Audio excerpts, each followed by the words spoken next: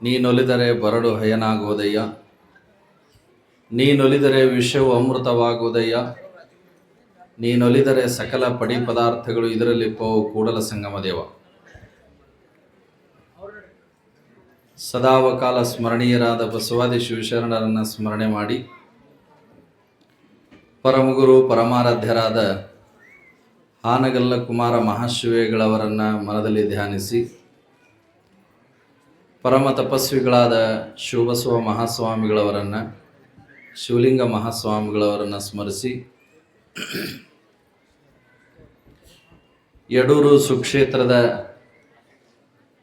ಮಹಾಕುಂಭಾಭಿಷೇಕ ಸಮಾರಂಭದ ನಿಮಿತ್ತ ನಡೆದಿರುವ ಈ ಜನಜಾಗೃತಿ ಸಮಾರಂಭದ ಇಂದಿನ ಕಾರ್ಯಕ್ರಮದ ಪಾವನ ಸಾನ್ನಿಧ್ಯವನ್ನು ನೀಡಿ ಎಲ್ಲರಿಗೂ ದರ್ಶನ ಆಶೀರ್ವಾದವನ್ನು ದಯಪಾಲಿಸುತ್ತಿರುವಂತಹ ಈ ನಾಡು ಕಂಡ ಅಪರೂಪದ ಮಹಾಸನ್ನಿಧಿಯವರಾಗಿ, ವಿದ್ವನ್ಮಣಿಗಳಾಗಿ ಭಕ್ತ ಸಂಕುಲವನ್ನು ಉದ್ಧರಿಸುತ್ತಿರುವಂತಹ ಶ್ರೀಮದ್ ಗಿರಿರಾಜ ಸೂರ್ಯ ಸಿಂಹಾಸನಾಧೀಶ್ವರ ಜಗದ್ಗುರು ಡಾಕ್ಟರ್ ಚನ್ನಸಿದ್ದರಾಮ ಪಂಡಿತಾರಾಧ್ಯ ಶಿವಾಚಾರ್ಯ ಮಹಾಸ್ವಾಮಿಗಳವರ ಪವಿತ್ರ ಸನ್ನಿಧಾನಕ್ಕೆ ಅನಂತ ಭಕ್ತಿಯ ಶರಣಗಳನ್ನು ಸಮರ್ಪಣೆ ಮಾಡಿ, ವೇದಿಕೆಯಲ್ಲಿ ಆಸೀನರಾದ ಎಲ್ಲ ಪರಮ ಪೂಜ್ಯರಲ್ಲಿ ಅನಂತ ಶರಣಗಳನ್ನು ಹೇಳುತ್ತಾ,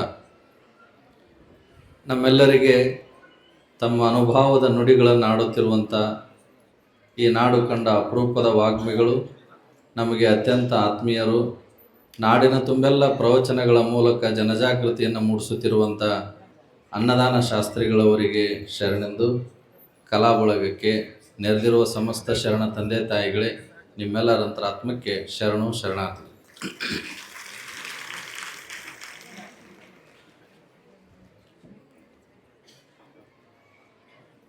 ಕಾರ್ಯಕ್ರಮ ಭಾಳ ವಿಶೇಷವಾಗಿ ಸಾಗ್ತಾ ಇದೆ. ನಾನು ಇಲ್ಲಿ ಒಳಗೆ ಬಂದಾಗಿನಿಂದ ಇಲ್ಲಿ ನಿಂತ್ಕೊಂಡು ಅಷ್ಟೇ ಅಲ್ಲ, ಮೇಲೆ ಸನ್ನಿದೇವ್ರ ಹತ್ತು ನಿಂತ್ಕೊಂಡು ನೋಡಾಕತ್ತೀನಿ. ನಮ್ಮ ಗಂಡಸೂರ ಸಂಖ್ಯೆನ ಭಾಳ ಕಡಿಮೆ ಕಾಣಕತ್ತೈತಿ. ಯಾಕೆ ಅಂತಂದ್ರೆ ನಾನು ವಿಚಾರ ಮಾಡ್ತಾ ಇದ್ದೆ, ಈ ಗ್ಯಾರಂಟಿ ಯೋಜನೆ ಬಂದ ಮೇಲೆ ಬಸ್ನಾಗ ಅಟ್ಟ ಸೀಟ್ ಸಿಗಂಗಿಲ್ಲ ಅನ್ಕೊಂಡಿದ್ದೆ, ದೇವಸ್ಥಾನದಾಗೂ ಸೀಟ್ ಸಿಗಲ್ಲ ಹಣೆ ಬಾರಕ್ಕಂತೇಳಿ.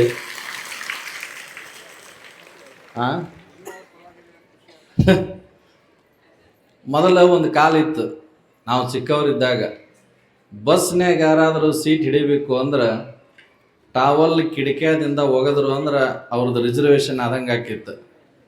ಈಗ ಗ್ಯಾರಂಟಿ ಆಧಾರ್ ಕಾರ್ಡ್ ಬಂದ ಮೇಲೆ ಅದ ಟವಲ್ ಒರೆಸಿ ಹೋಗೋದು, ಅದರ ಮೇಲೆ ಕುಂದ್ರು ಪಕ್ಕಿ ಆಗಿರಿ ನೀವು. ಎಷ್ಟು ಈ ಸಮಾರಂಭವನ್ನು ನೋಡಿದರೆ ನಮ್ಮ ತಾಯಂದಿರ ಭಕ್ತಿ, ಶ್ರದ್ಧೆ, ನಿಷ್ಠೆ ಎಷ್ಟು ದೊಡ್ಡದು ಅಂದರೆ, ಹರಿಯುವ ನದಿಗಳು ಬತ್ತಬಹುದು, ಬಾವಿಗಳು ಬತ್ತಬಹುದು, ಕೆರೆಹಳ್ಳಗಳು ಬತ್ತಬಹುದು, ನಮ್ಮ ತಾಯಂದಿರ ಭಕ್ತಿ ಎಂದು ಬತ್ತಲಿಕ್ಕೆ ಸಾಧ್ಯ ಇಲ್ಲ ಅನ್ನೋದನ್ನು ಮತ್ತೆ ನೀವೆಲ್ಲ ತೋರಿಸ್ತಾ ಇದ್ದೀರಿ. ನಿಮ್ಮೆಲ್ಲರ ದೇಣಿಗೆ ಪರಮ ಪೂಜ್ಯ ಜಗದ್ಗುರು ಮಹಾಸನ್ನಿಧಿಯವರಿಗೆ ಸುವರ್ಣ ಉಂಗುರವಾಗಿ, ನಿಮ್ಮೆಲ್ಲರ ಭಕ್ತಿಯ ಪುಷ್ಪ ಪೂಜ್ಯರ ಅಮೃತ ಹಸ್ತದಲ್ಲಿ ಹೋಗಿ ಅವರು ಮತ್ತೆ ನಾವು ಇಟ್ಟುಕೊಳ್ಳುವಂಥದ್ದು ಅದು ವೀರಭದ್ರ ಸ್ವಾಮಿಯ ಆಶೀರ್ವಾದ ಸದಾಕಾಲ ನಿಮಗೆ ಇರಲಿ ಅಂತೇಳಿ ಮತ್ತೆ ತುಂಬು ಹೃದಯದಿಂದ ತಮಗೆಲ್ಲ ಹರಿಸಿರುವಂಥದ್ದು, ನಿಮ್ಮ ಮನೆಯಲ್ಲೂ ಕೂಡ ಚಿನ್ನದ ಹೊಗೆ ಹಾಯಲಿ ಅನ್ನುವಂಥದ್ದು ಜಗದ್ಗುರುಗಳವರ ಆಶೆಯಾಗಿದೆ. ರಾಜಗೋಪುರದ ಲೋಕಾರ್ಪಣಾ ಸಮಾರಂಭ, ಮಹಾಕುಂಭಾಭಿಷೇಕ, ಈ ಎಲ್ಲ ಕಾರ್ಯಕ್ರಮಗಳು ಅತ್ಯಂತ ವಿಧಾಯಕವಾಗಿ ಜರುಗ್ತವೆ. ಕಳೆದ ಕೆಲವು ವರ್ಷಗಳ ಹಿಂದೆ ಬಂದು ನೋಡಿದಾಗ, ಈಗ ನೋಡಿದಾಗ ಇಲ್ಲಿ ಆಗಿರುವಂಥ ಬದಲಾವಣೆ ಭಾಳ ವಿಶೇಷವಾಗಿರುವಂಥದ್ದು. ಬಹುತೇಕ 12ನೇ ಶತಮಾನದಲ್ಲಿ ಸಿದ್ದರಾಮೇಶ್ವರರು, ಭಾಳ ಮಂದಿ ಸೊಲ್ಲಾಪುರಕ್ಕೆ ಹೋದರೆ ಸಿದ್ದರಾಮೇಶ್ವರರ ಬಗ್ಗೆ ತಾವೆಲ್ಲ ಕೇಳಿರ್ತೀರಿ, ಆ ಕ್ಷೇತ್ರಕ್ಕೆ ಹೋಗಿ ದರ್ಶನ ಪಡೆದುಕೊಂಡು ಬಂದಿರ್ತೀರಿ. ಸಿದ್ದರಾಮೇಶ್ವರರು 12ನೇ ಶತಮಾನದಲ್ಲಿ ಸದಾಕಾಲ ಕೆರೆಯನ್ನು ಕಟ್ಟಿಸುವ ಕಾಯಕ ಕೈಂಕರ್ಯವನ್ನು ಮಾಡ್ತಾಯಿದ್ರು. ಕೆರೆಯನ್ನು ಕಟ್ಟಿಸುವುದು, ಬಾವಿಯನ್ನು ತೋಡಿಸುವುದು, ದೇವಸ್ಥಾನಗಳನ್ನು ಕಟ್ಟಿಸುವುದು, ಇವು ಏನು 3 ಕೆಲಸಗಳು ನಡೀತಾ ಇದ್ವು. ಇವು ಯಾವುವು ತನ್ನ ವೈಯಕ್ತಿಕವಾದಂಥ ಲಾಭಕ್ಕಾಗಿ ಅಲ್ಲ. ಗುಡಿ ಕಟ್ಟಿಸೋದು, ಕೆರೆ ಕಟ್ಟಿಸೋದು, ಬಾವಿ ಕಟ್ಟಿಸೋದು, ಇದು ಸ್ವಂತ ತನ್ನ ವೈಯಕ್ತಿಕ ಹಿತಾಸಕ್ತಿಗಾಗಿ, ತನ್ನ ಒಳತಿಗಾಗಿ ಅಲ್ಲ ಅನ್ನುವಂಥದ್ದು ನಿಮ್ಮೆಲ್ಲರಿಗೂ ಕೂಡ ಗೊತ್ತಾಗ್ತದೆ. ಆ ಕಾರಣದಿಂದ ಸಿದ್ದರಾಮೇಶ್ವರರು ತನ್ನ ಕಾಯಕದ ನಿಷ್ಠೆಯನ್ನು ಹೊಂದುವುದರೊಂದಿಗೆ ಅಲ್ಲಮ ಪ್ರಭುದೇವರ ಒಂದು ಕೃಪೆಗೆ ಒಳಗಾಗಿ ಅವರು ಶೂನ್ಯ ಪೀಠದ ಅಧಿಪತಿಗಳಾಗ್ತಾರೆ. ಚನ್ನಬಸವಣ್ಣನವರ ನಂತರ ಶೂನ್ಯ ಪೀಠದ ಅಧಿಪತಿಗಳಾಗ್ತಾರೆ ಅನ್ನುವಂಥದ್ದು ಬಹುಶಃ ಅಂದಿನಿಂದ ಇಂದಿನವರೆಗೆ ಸಿದ್ದರಾಮ ಅನ್ನುವಂಥ ಹೆಸರನ್ನು ಯಾರ್ಯಾರು ಪಡ್ಕೊಂಡಿರ್ತಾರೆ ಅವರೆಲ್ಲ ಲೋಕೋಪಕಾರಿ ಕೆಲಸವನ್ನೇ ಮಾಡ್ತಾರೆ ಅನ್ನುವುದಕ್ಕೆ ಜಗದ್ಗುರು ಚನ್ನ ಸಿದ್ದರಾಮ ಪಂಡಿತಾರಾಧ್ಯ ಶಿವಾಚಾರ್ಯ ಮಹಾಸ್ವಾಮಿಗಳವರು ನಮಗೆಲ್ಲ ಒಂದು ಸಾಕ್ಷಿ ನಿದರ್ಶನ. ಇಷ್ಟೊಂದು ಐತಿಹಾಸಿಕವಾದಂತಹ ಶಿಲಾ ಮಂದಿರಗಳನ್ನು ನಿರ್ಮಾಣ ಮಾಡುವುದರೊಂದಿಗೆ ಮತ್ತೆ ವೀರಭದ್ರೇಶ್ವರ ಕ್ಷೇತ್ರ ಸಾವಿರ ವರ್ಷಗಳವರೆಗೆ ಅಜರಾಮರವಾಗಿ ಉಳಿಯುವ ಹಾಗೆ ಮಾಡಿರುವಂಥ ಒಂದು ದೊಡ್ಡ ಮಹಾಶಕ್ತಿ ಯಾವುದು ಅಂದರೆ ಅದು ಜಗದ್ಗುರು ಮಹಾಸನ್ನಿಧಿಯವರು ಅನ್ನುವಂಥ ಹೆಮ್ಮೆ ನಮ್ಮೆಲ್ಲರಿಗೂ ಕೂಡ ಇದೆ. ನಾವು ಚಿಕ್ಕವರಿದ್ದಾಗಲಿಂದಲೂ ನಮಗೆಲ್ಲ ಮಾರ್ಗದರ್ಶನವನ್ನು ನೀಡ್ತಾ ನಾವು ಶಿವಯೋಗ ಮಂದಿರದ ಸಾಧಕರಾಗಿದ್ದಾಗ ಜಗದ್ಗುರು ಮಹಾಸನ್ನಿಧಿಯವರು ನಮಗೆಲ್ಲ ಪಾಠವನ್ನು ಮಾಡ್ತಾಯಿದ್ರು. ಹೆಂಗೆ ಭಾಷಣ ಮಾಡಬೇಕು, ಹೆಂಗೆ ವಚನಗಳನ್ನು ಬೆಳೆಸಬೇಕು, ಹೇಗೆ ಸಂಸ್ಕೃತ ಸುಭಾಷಿತಗಳನ್ನು ಅರ್ಥೈಸಬೇಕು, ವಿವರಣೆ ಸಮೇತ ಹೇಗೆ ಭಕ್ತರಿಗೆ ತಿಳಿಸಬೇಕು ಅನ್ನುವಂಥದ್ದು ಇಂತಹ ಅಪರೂಪದ ವಿದ್ವನ್ಮಣಿಗಳಾದ ಪರಮ ಪೂಜ್ಯರ ಆಶೀರ್ವಾದ ನಮ್ಮ ಯಡೂರಿನ ಸುತ್ತಮುತ್ತಲಿನ ಕೇವಲ ಕರ್ನಾಟಕ ಅಷ್ಟೇ ಅಲ್ಲ, ಆಂಧ್ರ, ಮಹಾರಾಷ್ಟ್ರ, ತೆಲಂಗಾಣ, ತಮಿಳುನಾಡು ಹೀಗೆಲ್ಲ ರಾಜ್ಯಗಳಲ್ಲಿ ಮತ್ತು ಉತ್ತರ ಪ್ರದೇಶ ಬೇರೆ ಬೇರೆ ನಮ್ಮ ವೀರಶೈವ ಲಿಂಗಾಯತರು ಎಲ್ಲೆಲ್ಲಿದ್ದಾರೋ ಅಲ್ಲೆಲ್ಲ ಸಂಚರಿಸಿ ತಮ್ಮ ಎಷ್ಟೇ ಒತ್ತಡದ ಮಧ್ಯದಲ್ಲಿಯೂ ಕೂಡ ಭಕ್ತರಿಗಾಗಿ ಸದಾಕಾಲ ಉತ್ಸಾಹದಲ್ಲಿರುವಂಥ ಜಗದ್ಗುರುಗಳು ಯಾರು ಅಂದರೆ ಅದು ಶ್ರೀಶೈಲ ಜಗದ್ಗುರು ಮಹಾಸನ್ನಿಧಿಯವರು ಅನ್ನುವಂಥದ್ದು. ಅವರು ಲಕ್ಷ ಜನರಿಗೆ ರುದ್ರಾಕ್ಷಿ ಧಾರಣೆಯನ್ನು ಮಾಡಿದ್ದಾರೆ, ಲಿಂಗ ಧಾರಣೆಯನ್ನು ಮಾಡಿದ್ದಾರೆ. ಈ ಭವಿ ಎಂಬುದು ತೊಡೆದು ಭಕ್ತಿಯಿಂದೆನಿಸಿದ ಗುರುವೇ ಅಂತ ಅಕ್ಕಮಹಾದೇವಿ ಹೇಳಿದ ಹಾಗೆ ಈ ಒಂದು ಮಾಂಸಮಯ ಶರೀರಕ್ಕೆ ತಮ್ಮ ಅಮೃತ ಹಸ್ತದಿಂದ ಲಿಂಗ ಧಾರಣೆಯನ್ನು ಮಾಡಿ ಮಂತ್ರಮಯ ಶರೀರವನ್ನಾಗಿ ಪರಿವರ್ತಿಸುವಂತಹ ಒಂದು ಅಪರೂಪದ ಅಭಯ ಹಸ್ತ ಯಾವುದು ಅಂದರೆ ಅದು ಶ್ರೀಶೈಲದ ಜಗದ್ಗುರು ಮಹಾಸನ್ನಿಧಿಯವ್ರದ್ದು ಅನ್ನುವಂಥದ್ದು ನಾವೆಲ್ಲ ಗಮನಿಸಬೇಕಾಗಿರುವಂಥದ್ದು. ಕಾರಣ ನಾವೆಲ್ಲರೂ ಲಿಂಗಧಾರಿಗಳಾಗಬೇಕು. ಹಣೆಯಲ್ಲಿ ವಿಭೂತಿ, ಕೊರಳಲ್ಲಿ ರುದ್ರಾಕ್ಷಿ, ಎದೆಯ ಮೇಲೆ ಲಿಂಗ, ಇವು ನಮ್ಮ ವೀರಶೈವ ಲಿಂಗಾಯತ ಧರ್ಮದ ಲಾಂಛನ. ಇದು ಬಹಳ ಜನರು ನಾವೆಲ್ಲ ಇತ್ತೀಚಿನ ದಿನಮಾನಗಳಲ್ಲಿ ಯಾವುದಾದ್ರೂ ಒಂದು ಟ್ರೆಂಡ್ ಬಂತು ಅಂತಂದ್ರೆ ಅದನ್ನು ಫ್ಯಾಷನ್ ಅಂತ ನೀವು ತಾಯಂದಿರಲ್ಲ, ಹುಡುಗರು ಸಂಖ್ಯೆ. ಯಾವುದಾದ್ರೂ ಒಬ್ಬ ಹೀರೋ ಕೊರಳೊಳಗ ಒಂದು ಗದ ಹಾಕ್ಕೊಂಡ ಅಂದ್ರೆ ಎಲ್ಲರ ಗದ ಹಾಕೊಳಕತ್ಬಿಡ್ತಾರೆ. ಅವು ಈಟೀಟ ಗದ ಬಂದಿರ್ತಾವೆ. ಗದ ಎದೆ ಮೇಲೆ ಹಾಕ್ಕೊಂಡ್ರೆ ಏನು ಮಾಡಿದ್ರಿ? ಗದ ಎದೆ ಮೇಲೆ ಹಾಕ್ಕೊಳ್ಳೋದಲ್ಲ, ಗದ ಎತ್ತೋ ಶಕ್ತಿ ತಾಕತ್ತು ಬರಬೇಕು ಅನ್ನುವಂಥದ್ದು ಹನುಮಂತಿಯವರು ನಮಗೆಲ್ಲ ಆಗಿನ ಕಾಲದಲ್ಲಿ ತೋರಿಸ್ಕೊಟ್ಟಾರ. ಈಗ ಅವರು ತುಂಬಿದ ಕೊಡ ನೆಗಲಾರ್ದಂಥ ಹುಡುಗರು ಈಗ ಹುಡ್ತಾ ಇದ್ದಾರೆ. ಯಾಕಂದ್ರೆ ಒಂದು ಕಾಲ ಇತ್ತು, ಭೂಮಿಯನ್ನು ಅಗದಗದು ಬಾವಿ ನೀರನ್ನು ಸೇದಿ 75 ಆದರೂ 25 ಕಾಣ್ತಾ ಇದ್ರು ಅಂದಿನ ಜನ.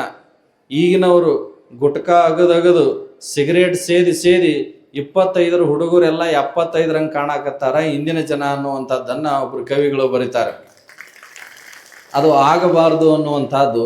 ಯಾವುದಾದ್ರೂ ಒಂದು ಟ್ರೆಂಡ್ ಬಂತು ಅಂದರೆ ಅದನ್ನೇ ನಾವು ಹೆಚ್ಚು ಅನುಕರಿಸುವಂಥ ವ್ಯವಸ್ಥೆ ಉಂಟಾಗ್ತಾ ಇದೆ.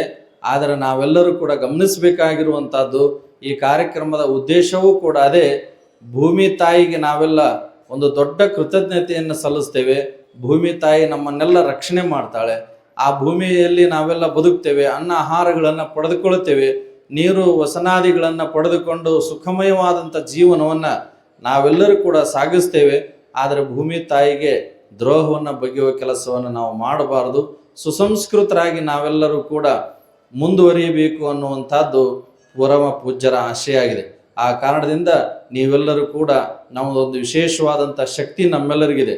ಇತರೆ ಧರ್ಮದವರಿಗಿಂತ ನಮ್ಮ ವೀರಶೈವ ಲಿಂಗಾಯತ ಧರ್ಮದಲ್ಲಿ ಅಂತ ಅಪರೂಪವಾದಂಥ ಶಕ್ತಿ ಇದೆ ಅಂದರೆ, ತಾಯಿ ಗರ್ಭದಿಂದ ಬಂದ ನಂತರ ಮರಳಿ ಭೂಗರ್ಭಕ್ಕೆ ಹೋಗೋವರೆಗೂ ಕೂಡ ನಮ್ಮ ಸಂಸ್ಕೃತಿ ಅಂತ ದೊಡ್ಡದು. ಅಂದರೆ ದೇವರನ್ನ ಎದೆಯ ಮೇಲೆ ಹೊತ್ತು ಮೆರೆಸುವ ಏಕೈಕ ಧರ್ಮ ಯಾವುದಾದ್ರೂ ವಿಶ್ವದಲ್ಲಿ ಇದ್ರೆ ಅದು ವೀರಶೈವ ಲಿಂಗಾಯತ ಧರ್ಮ ಅನ್ನೋದನ್ನು ನಾವು ಯಾರು ಕೂಡ ಮರಿಬಾರ್ದು.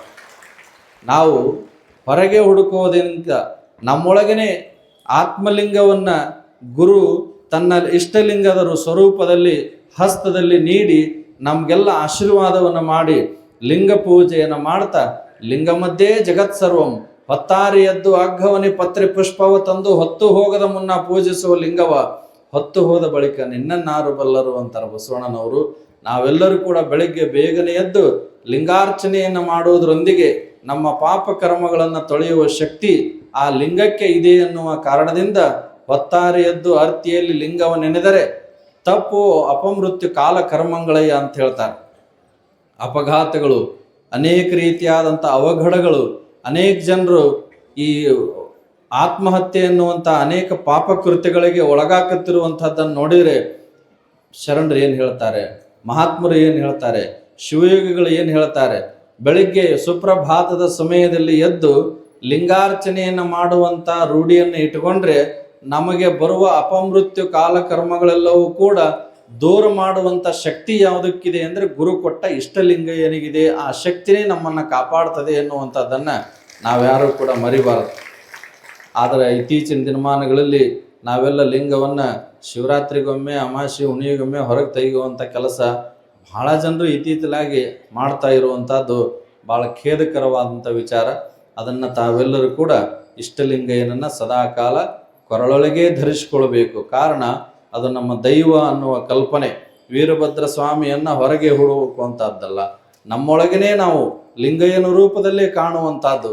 ಜಗದ್ಗುರು ಮಹಾಸನ್ನಿಧಿಯವರನ್ನು, ಶ್ರೀಶೈಲದ ಮಲ್ಲಿಕಾರ್ಜುನ ಮಹಾಸ್ವಾಮಿಯನ್ನು ನಾವು ಶ್ರೀಶೈಲದಲ್ಲಿ ನೋಡುವುದಕ್ಕಿಂತ ಸಾಕ್ಷಾತ್ ಜಂಗಮ ಸ್ವರೂಪವಾದಂಥ ಜಗದ್ಗುರುಗಳವರೇ ಮಾತನಾಡುವ ಮಲ್ಲಿಕಾರ್ಜುನ ಅನ್ನುವ ಭಾವದೊಂದಿಗೆ ನಡೆದಿದ್ದೆ ಆದರೆ ನಮ್ಮ ಬದುಕು ಸಾರ್ಥಕ ಆಗ್ತದೆ. ಅವರ ಅಂತಃಕರಣೆ ಆಶೀರ್ವಾದ ನಮಗೆಲ್ಲ ಸಿಗ್ತದೆ. ಆದರೆ ಅದನ್ನೆಲ್ಲ ನಾವು ಬದಿಗೊತ್ತಿ ನಾವು ಆಧುನಿಕ ಆಡಂಬರದ ಆಕರ್ಷಣೆಗೆ ಒಳಗಾಗಿ ನಮ್ಮ ಬದುಕನ್ನು ರೂಪಿಸ್ಕೊಳ್ತಾ ಇರುವಂಥದ್ದು ಭಾಳ ಖೇದ. ಆದರೆ ನೀವೆಲ್ಲರೂ ಭಾಳ ಸುಸಂಸ್ಕೃತರು ಅಂತ ನಮಗನಿಸ್ತದೆ. ಎಲ್ಲರೂ ಹಣಿ ಮೇಲೆ ವಿಭೂತಿ ಧರಿಸ್ಕೊಂಡಿದ್ದೀರಿ, ಎಲ್ಲರೂ ತಲೆ ಮೇಲೆ ಸೆರಗ ಹಾಕ್ಕೊಂಡು ದಾನಮ್ಮ ದೇವಿ ಹಂಗೆ ಭಾಳ ಚಂದ ಕುಂತೀರಿ. ನಿಮಗೆಲ್ಲ ಧನ್ಯವಾದಗಳನ್ನು ಹೇಳಬೇಕು ನಾವು. ಕಾರಣ ನಿಮ್ಗೆ ಖುಷಿ ಆಗಾಕತ್ತೈತೆ. ನಿಮ್ಗೆ ಇತ್ತೀಚಿನ ದಿನಮಾನಗಳಲ್ಲಿ ನಾನು ಒಂದು ಮನೆಗೆ ಪೂಜೆಗೆ ಹೋಗಿದ್ದೆ. ಪೂಜೆಯೆಲ್ಲ ನೆರವೇರಿಸಿದ ನಂತರ ಕರ್ಣ ತಗೊಳ್ಳೋದಂತಾರೆ ಹಳ್ಳಿಗಳಲ್ಲಿ. ಪಾದೋದಕವನ್ನು ಸ್ವೀಕಾರ ಮಾಡಬೇಕು. ನಾವು ಬೇರೆ ಕಾರ್ಯಕ್ರಮಕ್ಕೆ ಹೋಗಬೇಕಾಗಿರುವ ಕಾರಣದಿಂದ ಎಲ್ಲರೂ ಬರ್ರಿ, ಒಂದೇ ಕಡೆ ಕೂತ್ಕೊಳ್ರಿ, ನಮ್ಮ ಹುಡುಗರು ಪಾದೋದಕ್ಕೆ ಕೊಡ್ತಾರ ಅಂತ ಒಂದು ಬಟ್ಟಲದೊಳಗೆ ಹಾಕಿ ಕೊಟ್ವಿ. ಇಲ್ಲ ಅವ್ರು ಒಬ್ಬೊಬ್ಬರ ಬರಾಕತ್ರು. 13 ಮಂದಿ ಇದ್ರು ಆ ಮನ್ಯಾಗ. ಒಬ್ಬೊಬ್ಬರ ಪಾಳೆ ಪ್ರಕಾರ ಒಬ್ಬೊಬ್ರು ಬಂದರು. ಸಮಯ ಆಗೈತೆ ಅಂತ ಹೇಳಿದ್ರು ಎಷ್ಟು ನಿಧಾನ ಮಾಡಾಕತ್ತೀರಿಲ್ಲಪ್ಪ ಅಂದ. ಕೊನೆ ನಾವು ಹೇಳಿದ ಲಿಂಗ 13 ಮಂದಿ ನಡುವ ಒಂದಾಯ್ತ್ರಿ, ಅದಕ್ಕೆ ಪಾಳೆ ಪ್ರಕಾರ ಒಂದ ಲಿಂಗದಾಗ 13 ಮಂದಿ ಪಾದದಾಗ ತಗೊಂಡಿವಿ ಅಂತ ಹೇಳಿದವ. ಇದಕ್ಕೂ ಚಪ್ಪಾಳೆ ಹೊಡಿತೀನಿ, ಭಾಳ ಗಟ್ಟಿಯ ನೀವು ಅಂದ್ರೆ ಎಲ್ಲರ ಲಿಂಗ ಹಾಕೋಬೇಕಂತ ಹೇಳ್ಬೇಕಾಗೈತಿ. ಚಪ್ಪಾಳೆ ಕೊಟ್ಟು ನೀವು ಅನುಮೋದನೆ ಕೊಟ್ಟಂಗೆ ಆಕತ್ತೆ, ನಡೆದಿತ್ತು ಬಿಡ್ರಿ ಅಂದಂಗೆ ಆಕತಿ. ಅದಕ್ಕೆ ಯಾರೂ ಕೂಡ ಆ ಥರ ಮಾಡಬಾರ್ದು ಅಂತ ನಿಮ್ಗೆ ಹೇಳಬೇಕಾಗೈತೆ ನಾವು. ಯಾಕೆಂದರೆ ನೀವು ಊಟ ಮಾಡಿದ್ರೆ ನಿಮ್ಮ ಹೊಟ್ಟೆ ತುಂಬ್ತದೆ, ನೀವು ನೀರು ಕುಡಿದ್ರೆ ನಿಮ್ಮ ದಾಹ ತೀರ್ತದೆ, ನೀವು ಏನಾದರೂ ಅನುಭವಿಸಿದರೆ ನಿಮಗದರ ಸುಖ ಗೊತ್ತಾಗ್ತದೆ. ಹಾಗೆ ಈ ಆತ್ಮಸುಖಿಯಾಗುವಂಥ ವ್ಯವಸ್ಥೆಯನ್ನು ಜಗತ್ತಿನ ಬೇರೆ ಬೇರೆ ಧರ್ಮಗಳು ಇದ್ರೂ, ಅವರವರ ಧರ್ಮಾಚರಣೆಗಳು ಬೇರೆ ಬೇರೆ ಇದ್ರೂ ಕೂಡ ಆತ್ಮ ಸುಖವನ್ನು ಪಡೆದುಕೊಂಡು ನಾವೆಲ್ಲರೂ ಪರಮ ಸುಖಿಗಳಾಗುವಂತಹ ವಿಶ್ವದ ಏಕೈಕ ಧರ್ಮ ಅದು ವೀರಶೈವ ಲಿಂಗಾಯತ ಧರ್ಮ. ಅದರ ಆಚರಣೆ ಲಿಂಗ ರೂಪದಲ್ಲಿ ಆಗ್ತಾ ಇರುವಂಥದ್ದು ಬಹಳ ಖುಷಿ ಪಡಬೇಕಾಗಿರುವಂಥದ್ದು. ಅಂತಹ ಒಂದು ಅಪರೂಪವಾದ ಲಿಂಗ ದೀಕ್ಷಾ ಅಭಿಯಾನವನ್ನು ಈ ನಾಡಿನ ತುಂಬೆಲ್ಲ ಮಾಡೋದರೊಂದಿಗೆ ಪರಮ ಪೂಜ್ಯ ಜಗದ್ಗುರುಗಳವರು ಅನೇಕ ಜನ ಭಕ್ತರನ್ನು ಉದ್ಧರಿಸಿರುವಂಥದ್ದು. ಲಿಂಗ ದೀಕ್ಷೆಯ ಮೂಲಕ ವ್ಯಸನಮುಕ್ತರನ್ನಾಗಿಸುವುದರ ಮೂಲಕ, ರುದ್ರಾಕ್ಷಿ ಧಾರಣೆಯನ್ನು ಮಾಡೋದ್ರ ಮೂಲಕ ಒಂದು ಅಪರೂಪವಾದಂತಹ ದಿವ್ಯ ಶಕ್ತಿಯನ್ನು ಜಗದ್ಗುರು ಮಹಾಸನ್ನಿಧಿಯವರು ಪಡೆದಿರುವಂಥದ್ದು ಭಾಳ ಖುಷಿಯಾಗಿರುವಂಥದ್ದು. ಅವರು ಯಡೂರು ಸುಕ್ಷೇತ್ರದ ಶ್ರೀ ಕಾಡ ದೇವರ ಮಠದ ಪೀಠಾಧಿಪತಿಗಳಾಗಿ, ಈ ಸುಕ್ಷೇತ್ರದ ಧರ್ಮಾಧಿಕಾರಿಗಳಾಗಿ ಅಭಿವೃದ್ಧಿ ಕಾರ್ಯಗಳನ್ನು ಮಾಡೋದರೊಂದಿಗೆ ಅವರ ಒಂದು ಕ್ರಿಯಾಶೀಲತೆಗೆ, ಅವರ ಒಂದು ವಿದ್ವತ್ತಿಗೆ ಎಷ್ಟು ಅಪರೂಪವಾದಂತಹ ಅವರಿಗೆ ಉನ್ನತವಾದಂಥ ಪದವಿ ಬಂತು ಅಂತಂದರೆ, ನಮ್ಮ ನಾಡಿನ ಪಂಚಪೀಠಗಳಲ್ಲಿ ಶ್ರೀಶೈಲದ ಶ್ರೀಮದ್ ಗಿರಿರಾಜ ಶೌರ್ಯ ಸಿಂಹಾಸನದ ಪೀಠ ಒದಗಿ ಬಂದಿರುವಂಥದ್ದು ಪರಮ ಪೂಜ್ಯರ ಜ್ಞಾನಕ್ಕೆ, ಅವರ ಒಂದು ತಪಸ್ಸಿಗೆ ಹಿಡಿದ ಕನ್ನಡಿ ಅನ್ನುವಂಥದ್ದನ್ನು ನಾವ್ಯಾರೂ ಕೂಡ ಮರೆಯಲಿಕ್ಕೆ ಸಾಧ್ಯ ಇಲ್ಲ. ಸದಾಕಾಲ ಅವರು ಸಂಚಾರದಲ್ಲೇ ಇರ್ತಾರೆ. ಸದಾಕಾಲ ಭಕ್ತರಿಗಾಗಿ ತಮ್ಮ ದೇಹದ ದಣಿವನ್ನೂ ಕೂಡ ಅರಿಯದೆ ಭಕ್ತರ ಒಳತಿಗಾಗಿ ಸದಾಕಾಲ ಶ್ರಮಿಸುತ್ತಿರುವಂಥವರು. ದಿನಕ್ಕೆ 5 ತಾಸು 6 ತಾಸು ನಿದ್ದೆ ಮಾಡುವುದಷ್ಟೇ, ಆದರೆ ಸದಾಕಾಲ ಜಾಗೃತಿಯನ್ನು ಮಾಡುವುದರೊಂದಿಗೆ ಭಕ್ತರಿಗೆ ಆಶೀರ್ವಾದ ಮಾಡುವಂಥ ಒಂದು ವ್ಯವಸ್ಥೆ. ಹೀಗಾಗಿ ಪರಮ ಪೂಜ್ಯರು ಅವರ ಆಶೀರ್ವಚನದ ಮೂಲಕ, ಅವರ ಒಂದು ಲಿಂಗ ಪೂಜೆ, ತಪಸ್ಸು, ಅನುಷ್ಠಾನದ ಮೂಲಕ ಸದಾಕಾಲ ಭಕ್ತರಿಗೆ ಹರಿಸಿ ಹಾರೈಸುವಂಥದ್ದು ನಮ್ಮ ನಾಡಿನ ಇತಿಹಾಸದಲ್ಲಿ ಅನೇಕ ಜನ ಪರಮ ಪೂಜ್ಯರನ್ನ ನಾವೆಲ್ಲರೂ ಕೂಡ ನೋಡ್ತೇವೆ. ಆದರೆ ನಡೆದಾಡುವ ಸರಸ್ವತಿಯ ಹಾಗೆ ತಮ್ಮ ಜ್ಞಾನವನ್ನು ಸಂಪಾದಿಸಿಕೊಂಡ ಜಗದ್ಗುರುಗಳು ಯಾರು ಅಂದರೆ ಇದರ ಶ್ರೀಶೈಲದ ಜಗದ್ಗುರು ಮಹಾಸನ್ನಿಧಿಯವರು ಅನ್ನುವಂಥದ್ದು ನಮಗೆಲ್ಲ ತಿಳಿಸುವುದರೊಂದಿಗೆ ಇವತ್ತು ಅಪರೂಪವಾದಂಥ ಇಂಥ ಸುಕ್ಷೇತ್ರದ ಅಭಿವೃದ್ಧಿ, ಅದು ನಾಡಿಗೆ ಒಂದು ಹೊಸ ದಿಕ್ಸೂಚಿ ಎನ್ನುವಂಥದ್ದು. ಮೊನ್ನೆ ಪತ್ರಿಕಾಗೋಷ್ಠಿಯಲ್ಲಿ ಅನೇಕ ಗಣ್ಯರು ಮತ್ತು ಪರಮ ಪೂಜ್ಯರು, ಶಾಸ್ತ್ರಿಗಳವರು ಮಾತನಾಡುವಂಥದ್ದನ್ನು ನಾನು ಕೇಳಿದೆ.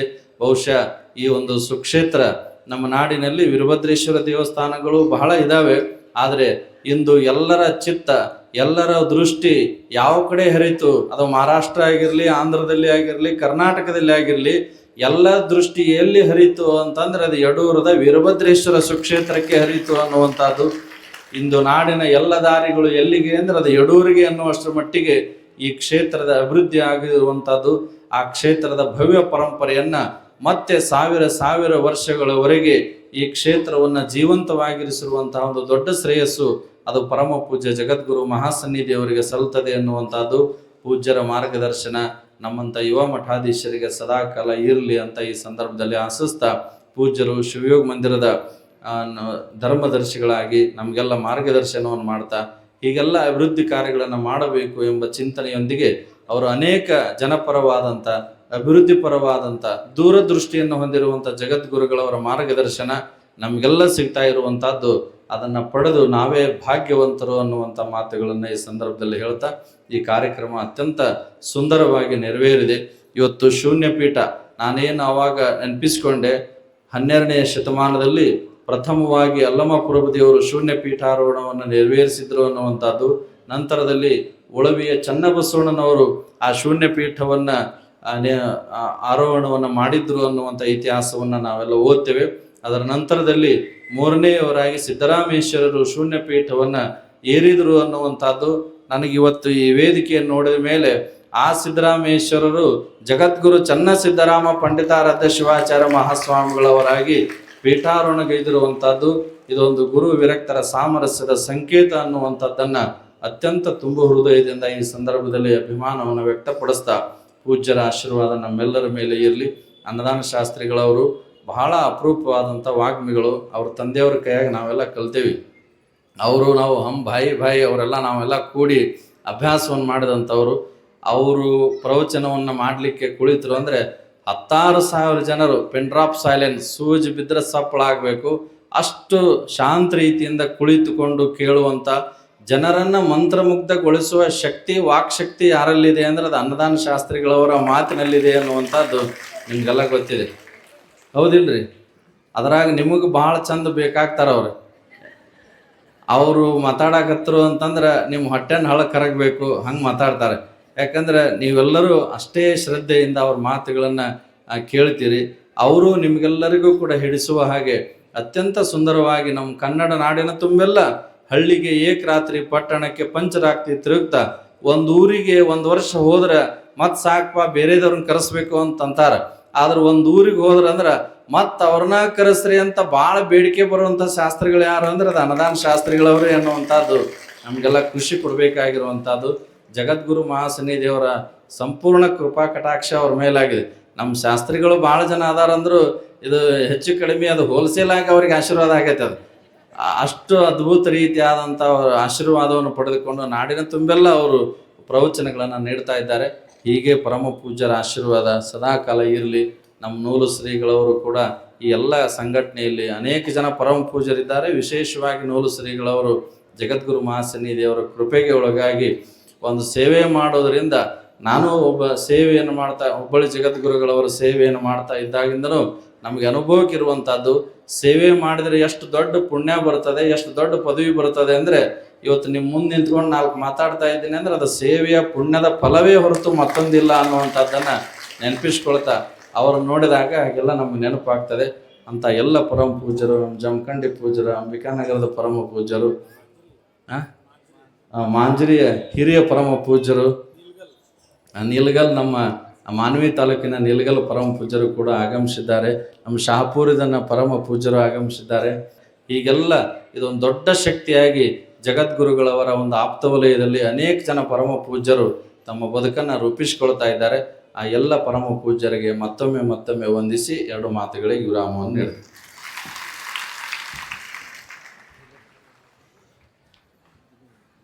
ಇಲ್ಲ ಅಲ್ಲ